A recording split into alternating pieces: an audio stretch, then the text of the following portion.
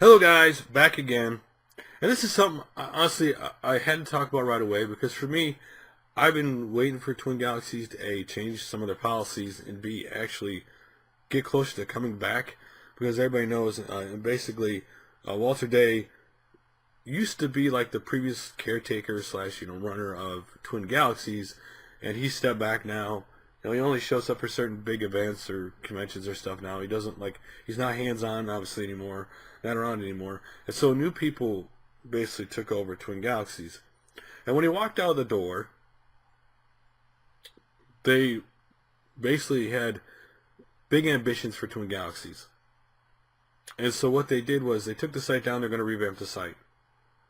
And for those who don't understand what Twin Galaxies is or what they mean, Twin Galaxies was the first ever people to basically be the caretakers of high scores. You would submit a high score to them, and it was in their record base that basically, for a lot of people, they have been the archivist of high scores for 30 years. Now, they've obviously fallen out of the limelight here and there. I mean, a lot. I remember them as a kid being around, but I completely forgot about them. I thought they had gone away, to be honest.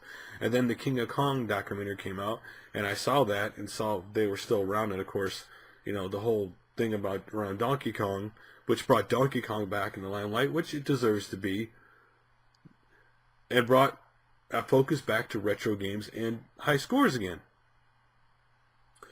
And when I saw the documentary, I think like a lot of people, I went to Twin Galaxies and I started looking up high scores and that stuff. And it's like, wow, I used to play that game, or wow, I think I could beat that high score.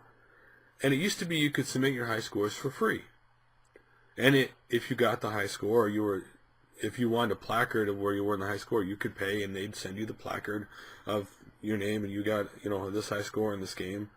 And you could get a placard. That was one of how they kind of survived. I mean, Twin Galaxy traditionally was just kind of a place that kind of has just kind of survived over the years. I mean, it was never a big financial gain or windfall.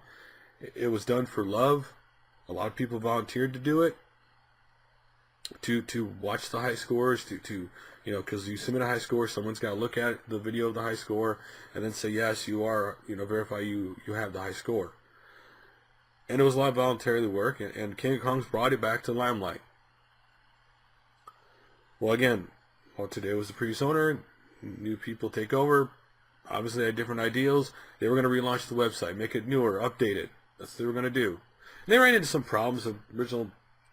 Whoever originally was supposed to do it didn't do something, and so they ended up changing. I mean, there's a lot of problems with the relaunch.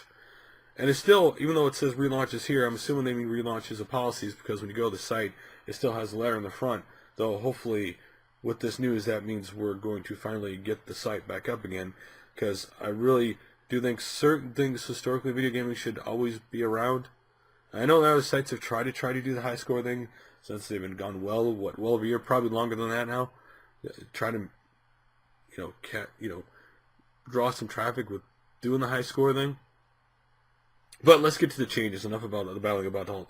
Now we got past all that. So basically, the first change they made was basically the decision to appoint gaming veteran Jace Hall as the organization's head custodian and caretaker. And so this is good. This means there's a different person, figuring things out. Whoever was running it between then and now had made a lot of either bad decisions, and not necessarily meant bad decisions, to hurt Twin Galaxies, but bad decisions because people overall didn't like them. They didn't work out, even though they probably were done with the best intentions. So anyway, what Twin Galaxies had done that really had turned a lot of people off from them was basically they instituted steep submission fees in wake of months-long period of inactivity, demanding people who wanted to submit their scores would have to pay $25 for a single score application and verification. And that made gamers mad because for 30 years almost, you basically could submit your score for free. You don't go from allowing people to submit their score for free to charging money, because then you're going to turn the people off for doing it. Unless somebody who's got a brand new high score of a game like number one, then they might submit it. But most other people aren't going to pay that much money and aren't going to give you multiple scores.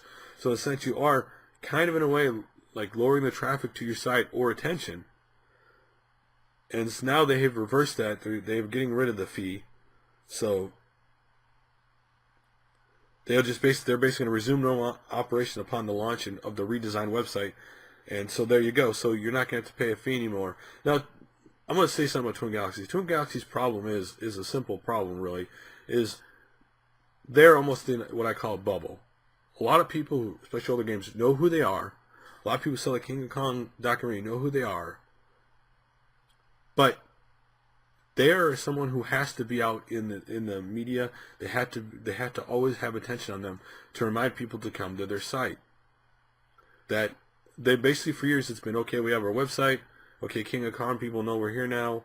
Maybe an occasional story on the website because of Donkey Kong, which had this, that incredible craze, and still has attention, rightfully, because every time you think that game's hit the high score, someone seems to break the high score again. What they have to do is find a way to get themselves their stuff about them in the news out to video game websites, out in the media somehow. Get out there. They need to promote the site. They need to promote the high scores in order for them not to lose the loss of traffic. They're not necessarily a website that can sit there on its own and build traffic over time. Like a Transformer news website can sit there on its own, and if they're covering everything Transformers, eventually they're going to come to it. But when you're a high score website, like they are, that really isn't a lot of big news all the time. It's been kind of honestly sporadic at times of the big high scores that people know. And they don't really, honestly, this is the other problem. When it's a newer game, right? Maybe it's a Titanfall, maybe it's, GTA 5 or some kind of game where there's a record, you can make a record in that game. They need to publicize that because the newer games are going to draw people. The older games will, but the records on the older games, especially the big important ones, don't happen very often. But the next generation games, the systems everybody are paying attention to now, the big games, they need to put those high scores out there, and that'll get them pressed to draw people back to their site. This is a problem that a site like Twin Galaxies has, traffic and getting attention, and that's what they're going to have to do. Not just relaunch the site, in my opinion, which is cool that it is coming back. Clearly it's coming back soon since they're obviously announcing like the score change and stuff, but they really, really need to sit. Because I really want Twin Galaxies to be around. To have someone who's archived the high scores from the beginning is really important to gaming, in my opinion. But anyway, guys, thanks for watching. Thanks for liking, subscribing, and favorite. I do really appreciate that. And I will talk to you guys later.